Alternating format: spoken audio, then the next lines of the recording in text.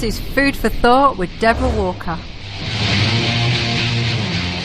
Today on Food for Thought, I have Jill Swyers, who's a qualified Hippocrates Health Educator. I got to know Jill over 10 years ago now, and met her at the Fresh Network festivals due to being interested, as I was, in raw foods. And I ran into her just recently at All About Natural Medicines workshops, which are, just as an aside, really quite good. So you should seek them out. Now, she doesn't look a day older than the last time I met her, I have to say. And that's over 10 years ago. So I'm going to today find out how she's actually managing to not look any older, apart from everything else. So welcome to Food for Thought, Jill.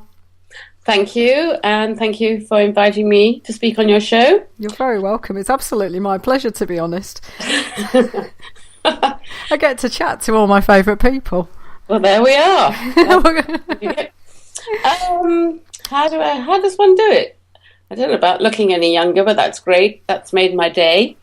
And but I think we have to help ourselves. I follow a lot of the Hippocrates program where I trained. And I drink a lot of green vegetable protein juices. When I have wheatgrass available, I do that too. I work with Chlorella, my favourite being sun Chlorella. And plenty of sleep, plenty of fresh air, yoga, and I need to do much more exercise. So I'm going to pick those off one by one, but just firstly, give my listeners an insight into your amazing background that actually has led you to be known as basically one of the leading Hippocrates educators in the UK. Okay, well, my actual background is catering for 25 years plus. And so I've been in the food business all my life. And then I needed to get well. And in fact, what turned the tables was that I decided I needed to lose weight once and for all, as I've always been overweight, and food being my main addiction. Yes, of course, there's emotional issues that go way back, but we don't need to go there. But the food addictions have always been there, so I've never been short of food, especially in the catering world, but I was always hungry. And so then I decided I needed to lose weight once and for all. Decided to do food combining, not mixing carbohydrates and proteins together, i.e. in the old world, not mixing meat and potatoes together. And gradually I changed, and I started studying nutrition. We're going back to the early 90s now. And then, but I noticed wherever I went to try and learn, nobody actually did much with food. And then I met Brian Clement from Hippocrates Health Institute. He was giving a talk at one of the colleges here in London. And I suppose that changed my life, because I was very fortunate to be able to go to Hippocrates Health Institute in Florida. And I went there to do the 3-week program, and that was a wonderful cleansing and nourishing. And, you know, it all seemed so easy. And I thought, being a qualified chef in the old world, let's go for it. Well, it's not so easy with qualifications, because that mind takes over. And then gradually I went back to do the health educator course at Hippocrates. And I've been back every year since to teach and work with the guests or in the kitchen or somewhere and staying with friends. And it's really helped me work in this field. But as I said before, the secret for me is the juicing. That is the most important part. But vegetables and sprouts, but that doesn't include fruit. Now, for those who don't know what the Hippocrates Institute is, can you enlighten us on the philosophy that you've trained in? Because it's very specifically about raw and living foods, isn't it? Yes, Hippocrates Health Institute started off, must be 50 years ago, and originally started off with Anne Wigmore, and it was based in Boston in a very, very cold part of America in the winter. And Brian Clement and his wife brought it down to Florida for the warmer weather. And the actual program consists of mainly living foods with some raw foods, and green being the overall colour.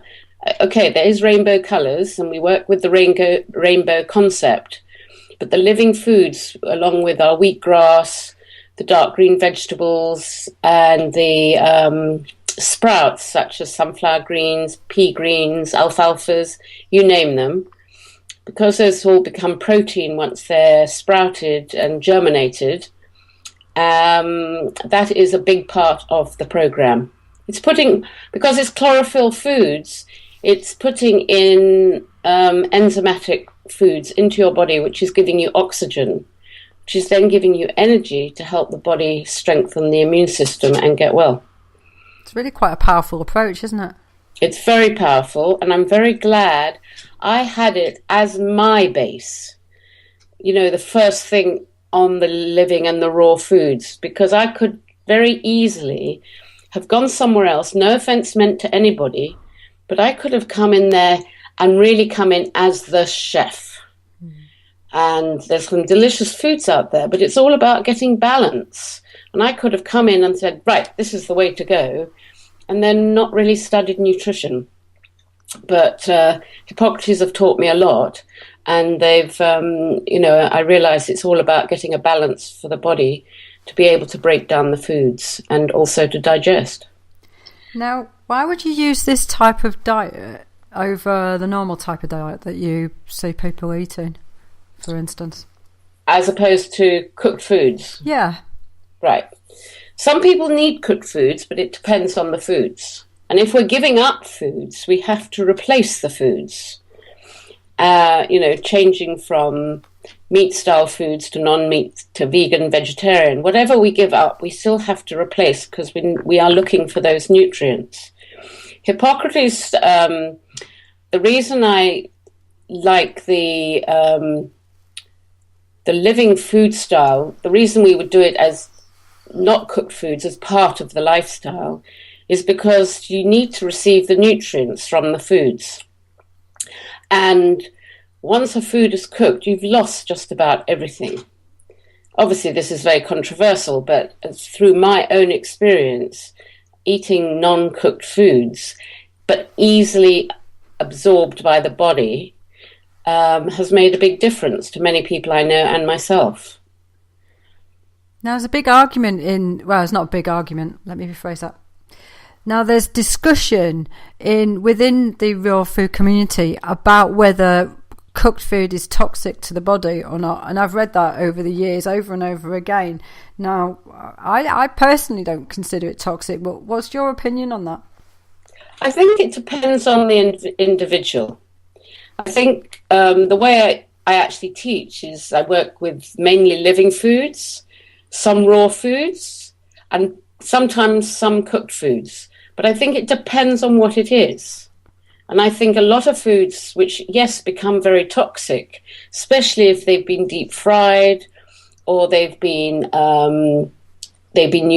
cooked with oil, then I feel it does become very toxic for the body. Whereas there's so many different ways of cooking foods, but I do feel if we can get foods that taste good but are not necessarily cooked into the body, we're receiving instant nutrients and hopefully able to digest them at the same time, other than salads. And this is a thing, you've just mentioned the salad side of it, and in effect I see so many raw food people go backwards and forwards because they obviously have not found the balance for themselves, but also they get bored, don't they? Well, they do get bored, and I think it's because, all right, you can have loads of different salads. It's a huge variety. But I think the mind becomes bored, of which then the body thinks it's become bored, because the body does become bored of foods. Having the same foods all the time is not the way to do it. And yet if you walked into somewhere that had a whole variety of salads, you go, wow, right, I'm going to go for that. But somehow when you're back home, there's a psychological impact coming in. There's something going on that you really feel you need the taste of cooked foods, not necessarily hot food, but just that it has a certain bite in it without becoming too rich. And this is what you help people with, isn't it, in particular, in regards to when they come back from the Institute, you help support them with that whole transition, don't you? I do. Sometimes they don't get in touch fast enough because they feel they've done their 3 weeks. Oh, but you know, you can't learn everything in 3 weeks. You know, I always say if I had people with me for 6 months, until they do something themselves and feel the benefit, it takes time. Like myself, I thought, oh, well, I'm a qualified chef. Oh, this is easy. You know, thanks to credit card, there I was stocking up, you know, from Planet Organic or somewhere, and did it. And then I thought, oh, it's easier my way. And then I realized it's about adding to your lifestyle one step at a time, but with guidance. And now we've got a lot of guidance here, including myself, of course. But before, there was no one really to turn to other than I'd have to keep making calls to my friends in the States, just really to just get comfort support more than telling me what to do. But that's so true, isn't it? It's like anybody on a diet in many respects. It is that whole buddy aspect of things that keeps you going at first, isn't it? You need encouragement, and in this day and age, we're very fortunate because there's so much going on out there, whether it's meetup groups or whatever, where we can meet like-minded people if we want to. Whereas going back a few years, we didn't have those, and really your friends were not that supportive. And you can understand it. If someone came to me and said, I'm going to do this raw foods, and I'll go, oh, don't be so ridiculous. But, you know, had you offered me that 25 years ago, I'd have said it doesn't work. You know, I was not going to do it. But, you know, I started changing my lifestyle 24 years ago. And it's been a gradual process, one step at a time. I've realized now it was a gradual process. I couldn't give everything up at once. I mean, I never thought of it. I hadn't heard of raw foods 24 years ago. I just heard of it about... I can't remember now. 1996, I've heard of it, and all I could think was raw foods. God, crudité, carrots and celery, how boring. And that was in a lecture on mental health, one of the most interesting talks I've ever been to. But then after that, a year later, I heard Brian Clement speak, and then in 1998, I went out to Hippocrates, and my eyes were opened. And one doesn't just have to go out to the States. You know, there are many of us that do retreats here and teach. So it's we're around to help. And the thing is now is that even, 10 years ago when I started eating far more raw foods, the support was really quite, low in regards to numbers. Whereas now you can go in most health food shops and there are lots of raw food products available, aren't there? The opportunity to be raw now is far easier. It is much easier, but you still need to know what you're doing. Because, yes, I agree, there's a lot in the health food stores, and now there's more savoury things coming into the store. Before it was all sweet, and life is not about living on desserts. Sorry, everybody. But I also like desserts. But life isn't about living on the desserts, and just because desserts are raw doesn't mean they're the healthiest. Delicious, yes, but not the healthiest. But absolutely right, the health food stores now are bringing in more crackers, many more savoury things. They're doing a very rich sandwich, which actually makes 2 meals. They're bringing in different things now that really do help us, but we still, I think, need guidance. I think it's a really interesting point you make about the desserts, because I feel that there are people out there who will say any raw food is fine for you, and that leads to a lot of people, and I have a lot of people who come to see me as a naturopath, and they've been eating a raw food diet and are not very well, and they've been overloading their system with the fats because they feel that the fats are fine because they're raw. And I feel there's a real difference between actually living a good quality raw food diet and actually a raw food diet that is detrimental to your health. Absolutely. And this has been the problem. There is some amazing recipes out there, but, it's the fatty, oily, I would say a lot of nuts, which, there's nothing wrong with that. But when you're having it at every meal, the liver just says, oh, I can't break this down anymore. It's very hard. I mean, I've bought one or two things recently just to try them, and I've enjoyed them, but I can't eat them every day because they're full of nuts. And, we all get excited, but I'm someone who believes in people adding nuts to their lifestyle, but not eating them every day and making, pizzas, etc. We don't have to use nuts the whole time. We were at the Barbara Wren workshop just recently, and she, in her book, Our Return to the Light, actually refers to the overload of fats that the liver's having to deal with, doesn't she? Yes, she does. And we need our fats, but it's knowing what to have and not to have too much. So what would you consider are the right fats to have, and when would you introduce them into the diet, and how would you introduce them to the diet if you're raw? Well, you don't have nuts every day. I mean, you could divide it out, like having avocados maybe once or twice a week, nuts once or twice a week, seeds once or twice a week. Well, it's usually about twice, to be honest. And there's one other, nuts, seeds, grains. Anyway, that's more or less it. But you can make lots of things with it. But it's, I'm a big believer in seeds, pumpkin seeds and sunflower seeds. I don't think we use those enough, and I think they've got so many benefits. And I think we turn to nuts too much because they're easy and we know them, or we think we know them. It's an interesting point about the seeds, because I agree with you about the seeds. I don't think we use them enough in our diets, and we don't have the variety of them as we should do. No, and I think and also, sometimes, I like to make everything up, recipe wise, and I've done that all my life. And then, but not everyone can do that, because that's my background. It's like being an artist. I'm more with playing around with the food. What you've got, use what you've got, and what you haven't got, you can still make the recipe, give or take. But with some people, of course, they're not going to know how to do that. They need to follow an exact recipe. And it doesn't occur to them that they could replace the nuts with something else completely, or do that recipe without the nuts. It's just it's a fear, and nowadays people don't really work in the kitchen very much at all. So it is back to basics. I think. I hope we all do go back to basics.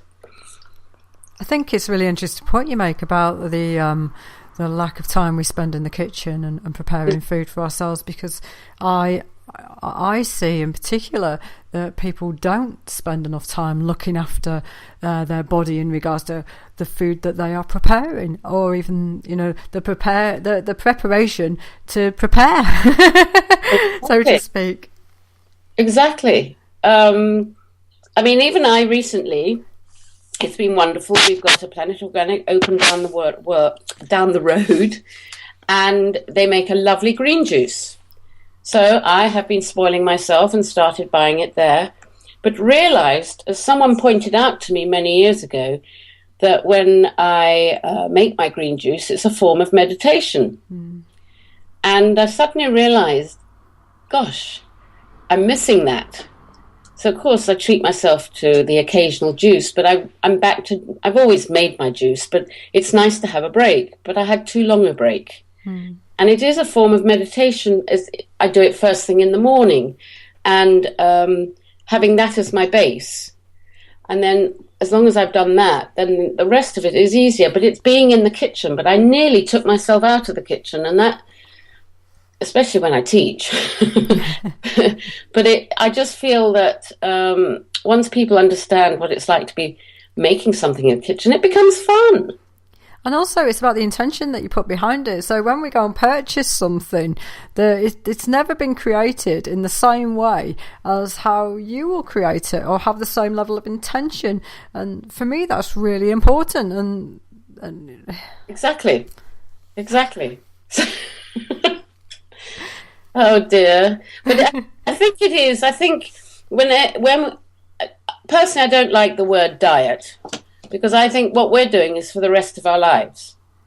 And, I hope that we'll always have green vegetables around, or seeds and grains and whatever. We'll just keep our fingers crossed and see, hopefully those things will be accessible.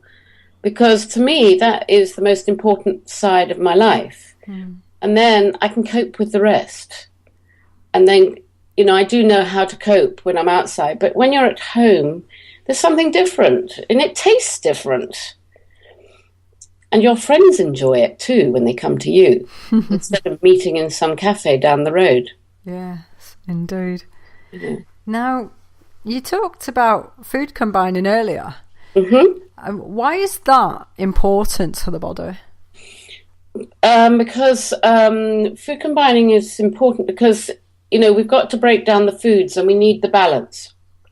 And many of us, our digestive tracts are probably not the best because we rush around, we eat too quickly, or we don't chew at all. And we need help breaking down the foods. Now, by having carbohydrates and proteins, for example, together, you've got your, let's say, I'm going to say in the language we all understand, yep. If it's meat and potatoes or bread and cheese, those are all the ones most of us have had to give up. When you have them together, it's very hard to break it down. And then it takes a long time for the body to actually break it down and release it. Whereas I don't think anything digests instantly. I think it takes longer than we read about. But in saying that, if we've mixed everything on our plate together and eaten it, it just is too slow on breaking down. So I'm just thinking, so if you had your potato with vegetables on its own, or your meat with vegetables, like that, mm-hmm. The vegetables are helping break down and pass the potato through, or the same with the meat. If you have them on their own, they need help, so that green vegetables, carrots, etc., help it go through. But of course, chewing is very important as well.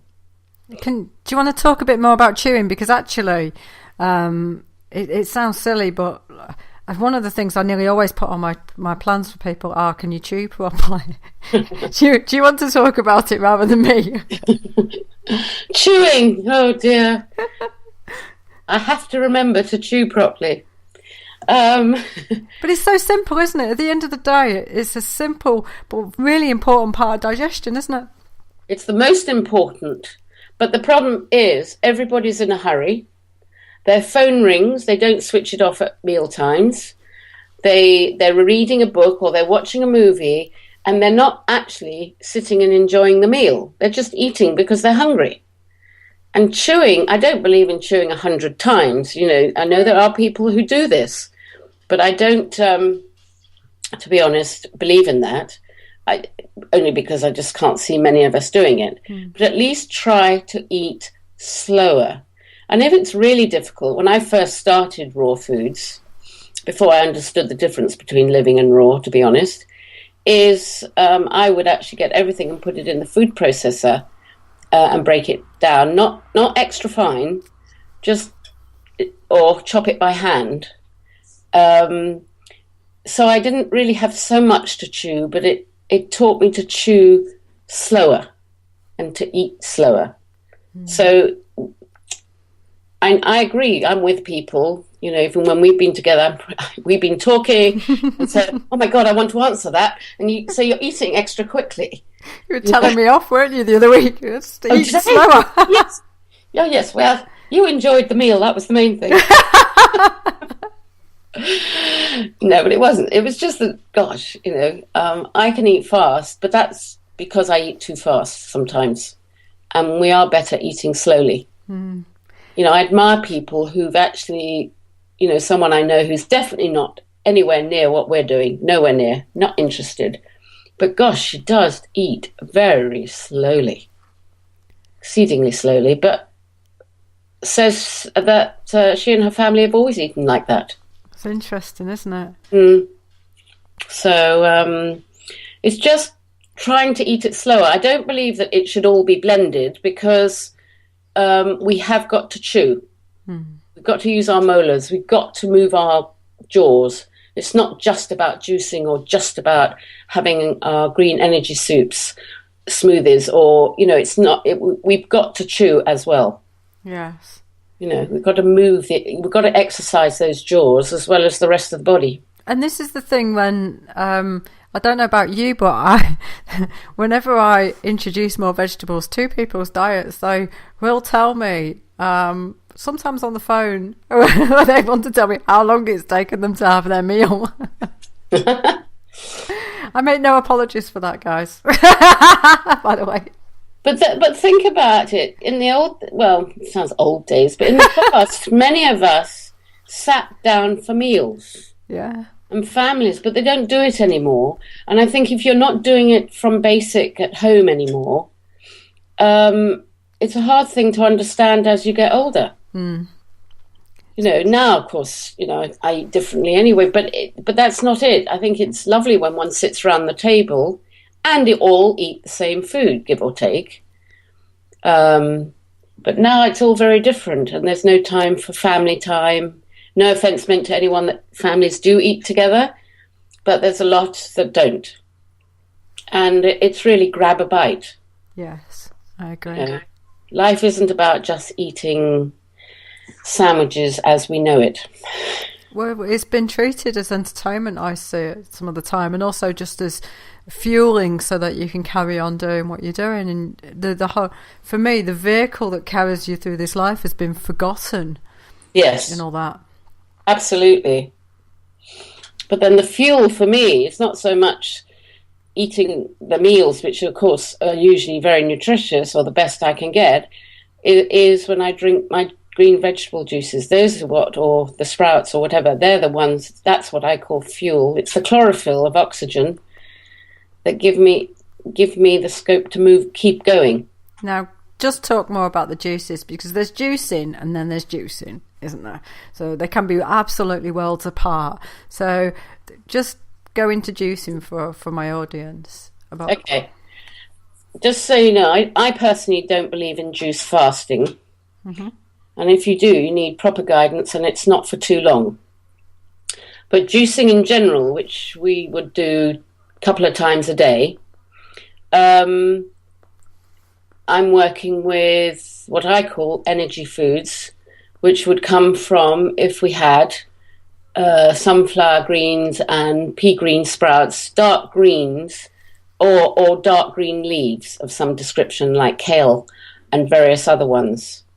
And then also have added cucumber and celery as the liquid, because you don't want it too intense. Mm. And that is what I juice every day.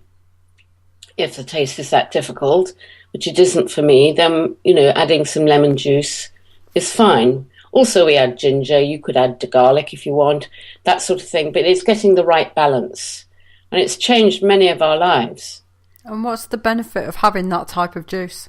Well, because it's protein and because it's mainly enzymatic foods, it's helping the digestion, and it's... I find because of the oxygen that you're getting from the chlorophyll, it's actually feeding your body and feeding your brain. And it gives you the energy to want to get up in the morning. Okay, you can't rely on that and work 24/7 because the body can only do so much.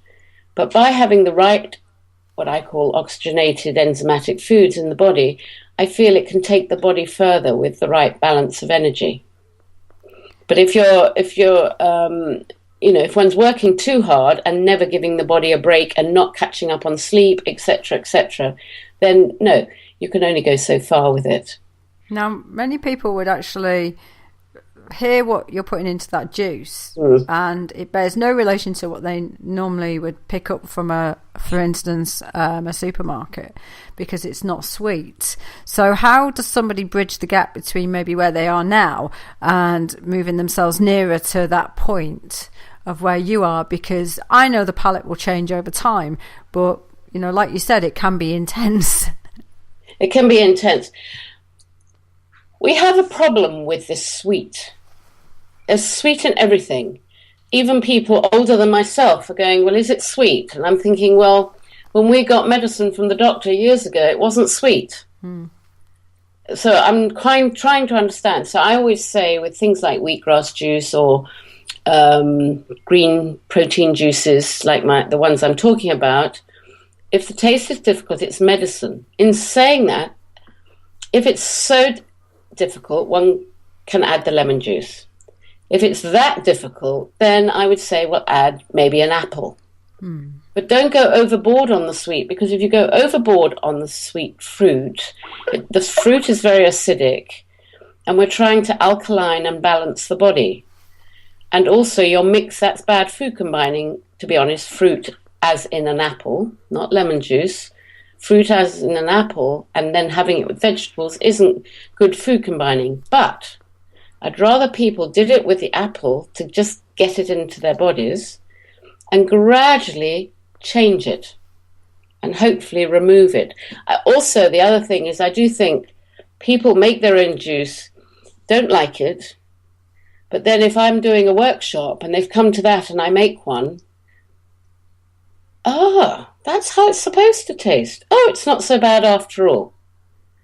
Okay, you can't guarantee the taste every time because your kale can have different flavors or whatever. But I notice once somebody's doesn't like it, but then has come along to me and we've made one or something, and they've listened to the rest of the group and they go, oh yeah, it's not so bad after all. Right? But I agree, we've got a big problem with sweet at the moment, and people would rather go for the desserts and go for the sweet fruit drinks. And I'm sorry, but I'm very glad I didn't go that way, because I could be just like everybody else, and I wouldn't be looking the same age as 10 years ago. If you do say so yourself. Well, we don't know. We do improve when we first start changing. If you have your carrot juice and you have your beetroot juice or you have your fruit smoothies, in the first week or so, there'll be a dramatic change. Because it's the body's saying, thank goodness you're not giving me all that heavy-duty food you've been giving me. Yeah. But then gradually there's no real protein in there, and gradually, it's converting to sugar into the bloodstream. And now I don't want sweet as much as I did. Nowhere near. It's only when I haven't been doing my juicing or I've travelled too much and, gradually you think, now what sweet things have I got? But that doesn't happen very often. It's interesting, isn't it? Because I do think our society is very, very focused on sweetness in everything, as well as the fats, as we mentioned earlier. And when I change people's diets, I will put things in rather than take things out. And they'll often say to me, I thought you'd be radically altering my diet. But I see it, and it's interesting that you've said it earlier, that it's been a step-by-step gradual change. And that way, the palate changes of its own accord and it becomes more used to things being less and less and less sweet, doesn't it? Yeah. I do believe, and I do the same as you, is I'd rather you add something to your food lifestyle and gradually give up things later. Because if that's what I do. I want people to add something, exactly what I say, and do that. Don't worry about the rest. And then they go, but I want to give something up. And I go, please, I'd rather not make you give anything up. And eventually they insist. So, of course, I will mention something like wheat or cheese, and I've upset them. So it's because those are their favourite foods. And so really we're not getting anywhere. So that I agree with you. It's about, let's add to something. The more we add, the less we find we're eating. We suddenly find we're not eating bread. We're not eating chocolate, which I'm against. We're not eating cheese, which of course I'm against all those, but just so people know. And I think that it really helps, even for myself. Years ago, suddenly I found there were things, I haven't eaten those for 6 weeks. Oh, my goodness. And it's quite exciting when you realise you've done it on your own without being told. It's interesting, and you talked about food addictions at the beginning, and actually it's not until you start to look at potentially removing foods do you realise the amount of addiction people have around foods, the connections they have to specific foods, the comfort eating and the reasoning why behind it. And you have all those rituals around foods, around birthdays and treats, your high days and holidays, which in many respects I feel there's we have too much sweet stuff in our diets now, and the fatty desserts, because everyone feels that they deserve it. But yet, when I was a child, it was high days and holidays. So I feel that there are a lot of people with levels of addictions around foods. It's not until you try to remove them do you actually realise them. And also, everybody will say, I'm not addicted to foods. Until you ask, if you suggested give this food up or that food up, oh no, that's my favourite food. Suddenly we're all individuals, forgetting that they're not the only one that loves sugar. And the reason we like bread, of course, is there's sugar in bread. Whether it's fermented or not, it's still sugar. And in many things, there's a lot of good things, nutrients, in many foods. But that doesn't mean all the foods, or everything in that food, is nutritious. It's knowing the balance and which ones we should go for.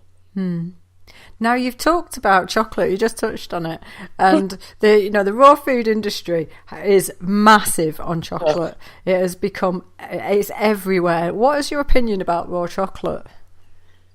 I should say, don't ask. Okay, I don't go for raw chocolate at all. To me, it's very high caffeine. It's, yes, it's got one or two nutritious things in there. I'm not debating that. But too many people are using chocolate as an excuse. It's like going back for coffee or tea. They're both very high in caffeine, and so is cacao and black chocolate, or any chocolate.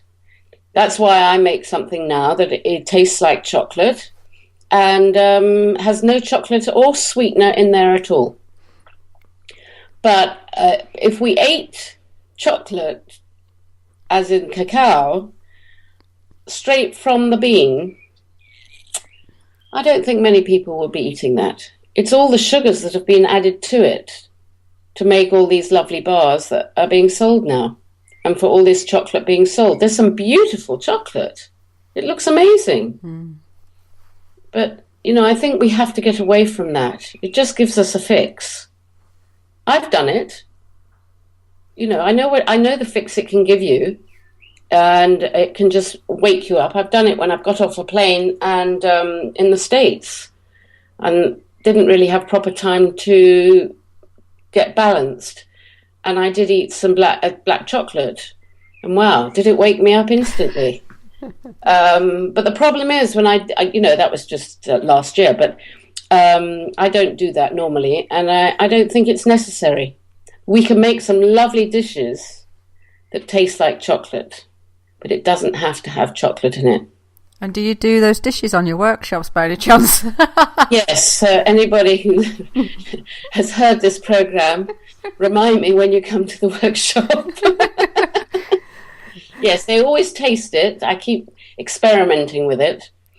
I have been told I should sell it, and I have been told not to give out the recipe. But to be quite honest, I'm not bothered about that. It's more let's make something that we can keep. We don't have to make it the whole time. It keeps in the refrigerator, or this one does.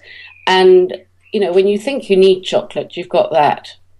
But I find eventually you don't even want that if you've been doing one or two of the right things that I call a balance. We want chocolate because we're not balanced, Yeah. Now, you talked earlier about the juicing. Let me come back to that. And the protein aspect of it. Now, there's a lot of people that when you become vegan and when you go raw, lots of the questions I get are, how do I get my protein? Can you just explain how you're getting your protein through those juices for people? Okay, for example, the complete proteins would be something like sunflower greens, pea greens, which grow to... I've gone back to English terms now, about 7 inches, grow quite high, okay? And if you're juicing those and using like 50% of your glass, that's a good amount of protein. Now, we don't always have that sort of thing. And also, if you're using things like alfalfa, broccoli sprouts, etc., they are slightly lower protein, but they are protein. But we don't always have those, and we need a lot. And if we can grow a lot of those or get companies to deliver it, it's fantastic. But we need a lot of those when you juice it, because there's not a lot of juice coming out of those. But it does make a big difference to the whole body. So that's when I started, and now they do mention it at Hippocrates. I did start with, let's get some dark green leaves, like, as I said before, kale, rocket, any dark green leaves, chard. There's some amazing meslan leaves. There's bok choy, etc. And we've got organic companies that grow that within the UK. Fantastic. And lovely flavors once you get used to them. And that's where your protein is coming from. I'm someone who always adds lettuce as well. I think that's vitally important because I think it helps calm the body, calms the mind. It's adding additional minerals, and I just feel it makes a balance of the whole thing, of which, if you're doing that at least twice a day, freshly made is always best. If you make it in the morning, that's up to you. Or whenever you make it, keep it refrigerated, preferably in a glass bottle. That makes all the difference. That's where I'm getting my main protein, is through my juices and maybe my green energy soup smoothie. That's interesting. What's this green energy soup smoothie that you're making? Well, it's similar, but then I do add things like garlic and onion, ginger, which can go into both. It's basically the green energy soup smooth. It's basically the same as the green soup. Oh God, excuse me. It's the same as the juice, but you're adding to make it smoothie. You're adding avocado. Oh right, okay. So and seaweeds. Right. I add seaweeds if they're available. I'm always I use kelp powder like salt to sprinkle. I don't use salt. Various things like that. So that it's like a glorified guacamole. That's what I call it. And I was told to call it something else. Now it's slipped my mind. But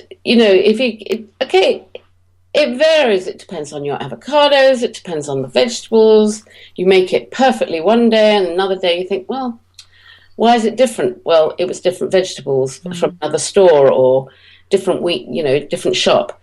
And I just find if we're getting both of those in, and you can add your chlorella or something into your smoothie, this really does help. Do you want to just talk about the algae a little bit more, and chlorella in particular, because you keep touching on it? Oh, right. Well, basically, it's a protein, and let me think. It's a protein, and it's obviously, like all of these things, they're cleansing the body and they're helping remove heavy metals, but they're also giving the body nutrients at the same time. I prefer not to have my chlorella with a meal, other than if it was in the energy soup smoothie. I might put it in there, or I just chew it on its own. When do you support the use of algae? Because there are times when I will pull them out of the diet for a variety of reasons. I won't go into that here. And then there's times when I'll definitely have them in, and for me, season matters as well. So when do you choose to use them?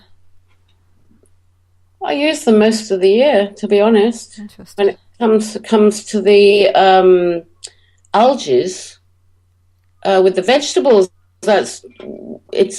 that can be difficult, because right now, we're coming nearly to the end of what I call the green leaf season. Even though we get green leaves all year, the winter season's officially nearly over for things like kale. There are people that grow it all year, but the season normally ends about April. Yeah.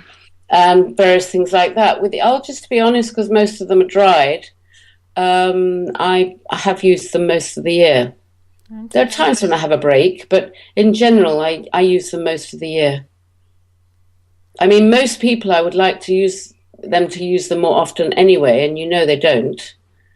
It's like another supplement. I don't push too many supplements, but something like sun chlorella, or which is a green algae or blue-green algae, I will encourage.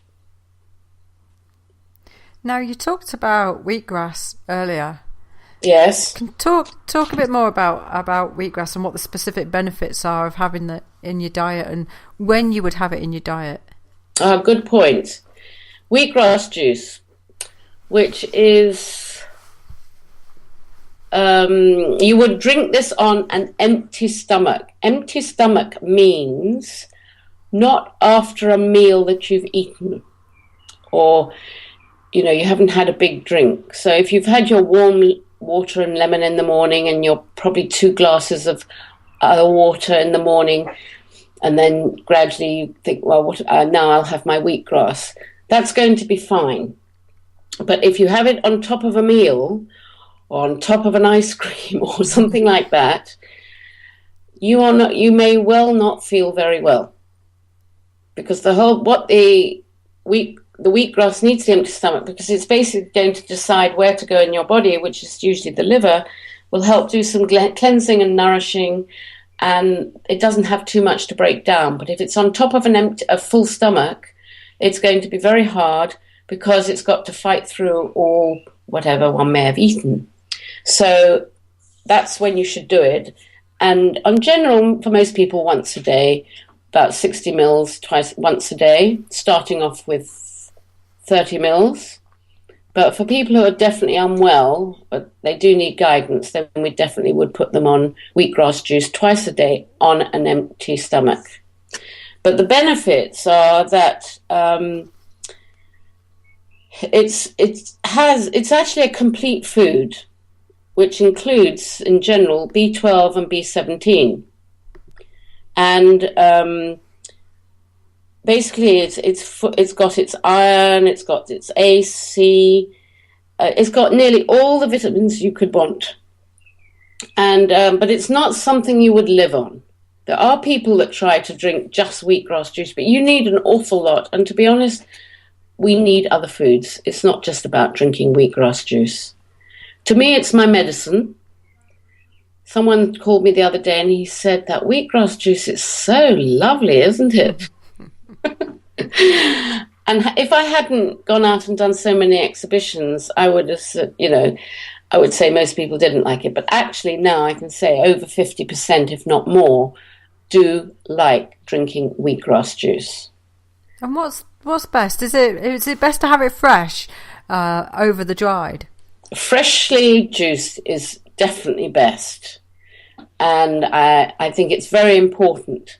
Now, but the powders are better than not at all. And there's some very good powders out there. Very good indeed. But freshly made juice, freshly made wheatgrass juice, or anything fresh really, is much better. We can't live on powders. But that doesn't mean I don't take powders. I do. And for some people who are not doing so well, I might suggest to their fresh juice, they add some powder because it might give it a bit of extra strength. And the same with the frozen wheatgrass. It's better than not at all. Now, when would you use barley grass over wheatgrass? It's usually more a matter of taste. If I had the choice, it'd be wheatgrass. If I had the choice, I'd have the two together. Barley grass is slightly higher. It's higher in calcium. It's higher in calcium. But if you could have the two together, which I know someone, he grows barley grass and wheatgrass, and he juices both per day, and he feels that makes a very good balance. Now, but in general, most of us don't. The wheatgrass will be sweeter, as opposed to the barley grass is much. What's the word? It's more bitter. Yeah. Now, many people would balk at the thought of going completely raw onto the type of diet that you do. How do people introduce it in stages so it's not such a shock? Well, that's why I say it's about adding. Add something. Don't make it a big issue. Add something. As well, for me, I'm afraid everyone knows when they come to see me, I say do the juice. Or before their hot soup, as many countries have hot soup, winter and summer, the beginning of their main meals, have a salad beforehand. So at least you're getting the nutrients in there. Or you go and treat yourself every so often and go and have a somewhere, but just make sure it's not too rich. I mean, we went somewhere the other day, had a delicious raw meal, but I just had the main course. There's no ways I could eat the dessert. It was going to be then ruin what I had for the main course. It would have been too rich. But we did have a very nice meal. Treat yourself to something. But I do think that it's about adding something that you like and learn to make something you enjoy. And what sort of things could they be at first? So you've talked about juicing. What type of juice to transition maybe? Well, it would be what I've said, the green juice, but to make it easier, then put in some apple. Yeah. And try that. You know, banana to me is too much. Orange juice, definitely not, because that's highly acidic. You know, fine if you're going to pick one from a tree in your garden and you eat it straight away. It should be alkaline. But when I bring that up often in talks, many arms go up stating, can't touch it, it's too acidic, you know, and they've experienced picking it from the tree. And the same with tomatoes. You know, they're highly acidic, and especially out of season, even more so. So try and make it so it's tasty. I mean, it's like with children. A lot of children don't like green foods. But if you make them a fruit juice, because they're running around, they work off the sugar from the fruit. Well, you could add some greens to it, and then if they go, oh, what's that? You can just say it's kiwi fruit. Okay? Okay, I did that once, and the child doesn't like kiwi fruit. But so I'll blame the person who gave me that idea. But in general, you've got to do it in some way that they enjoy it. And usually children, as long as for them, if they haven't been brought up with savoury to start with, then it's got to be done with sweet and vegetable together. But some babies now children are being not given all the sweet stuff like people did before. So it's adding something that you think you could like. Or the easiest way is to actually go and see somebody, do a class or something, and or find something in a book that you think you might like and try it. Now, talk about your workshops, because I know you run them regularly. You're talking about you should probably go and see someone at a class. So just cover off the sorts of things that you do in your workshops. Okay. I usually run them over 2 days at the moment. I used to run 1 day ones, but I found people were more comfortable when it's 2 days. Because somehow by going away that evening and coming back, they're more relaxed. And somehow it's much easier to go home and start. But I usually, in general, I link everything up with a balance of nutrition. And as to why we're doing it, I answer all questions to the best of my ability. We only have about 7 in the group, and most people are not local. They've had to travel far. So that's quite an interesting thing. So it doesn't matter where you live, even another country they've come from. And I work with, we talk about water, juicing, the energy soups, milks. They have a meal each day, which has been prepared. I do foods that are 1 or 2 things that can be kept in the fridge for a few days, whether it's salsa, make a salsa, or a tapenade, or a hummus. These things can keep for a few days. All right, freshly made is always best, but I have to support the people who are not going to be able to make something every day. I'm part of the people. You put the key in the door, and somehow, why does putting a key in the door make you want something to eat? You've been happy all day out and about. You didn't think of it, but as soon as you put the key in the door, I want something to eat. So I teach various things. Yes, we do always do a dessert or 2, but it's more working on the savoury side. And also, having had 2 meals over the weekend, etc., some of them do notice a difference in how they're feeling. And occasionally I may have prepared a cooked dish of something like quinoa or something with extra foods in there, but I'll have done that in the morning, just so they can see something can be tasty that's cooked. And how do people go about booking in on them? They normally, in general, they find it online and just email me, or they call me, word of mouth. But it's always up online. It's always on my website. And what's the website details? JillSwyers.com, which is spelt Jill, and then S for sugar, WYERS for sugar. JillSwyers.com. Brilliant. Now, you mainly work out of the UK and Portugal, don't you? Mainly, yes. I go anywhere. So for all those people listening in the US, she may come over. Well, I'm actually in the US twice this year. Woohoo! I usually always go out in November.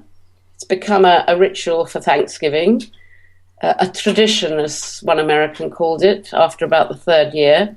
But that's when I trained, and because 16 years ago, more or less to this date, I went to Hippocrates the first time. Wow. And then I went in November, and somehow I kept coming back in November because of Thanksgiving, and it's just become a ritual. And it's nice because you see some people who come back regularly just because they feel it's helped them so much. And it's a nice time. And yes, there is some cooked foods there at Hippocrates. But yes, I'll teach anywhere. So where are you speaking next? I just spoke in London last weekend. I've got my workshop this weekend, and then I'm speaking. Oh gosh, the brain's gone. But I'm speaking at different places throughout the year. And they're all on your website, aren't they? Yes, and if they're not, they're being added. Brilliant.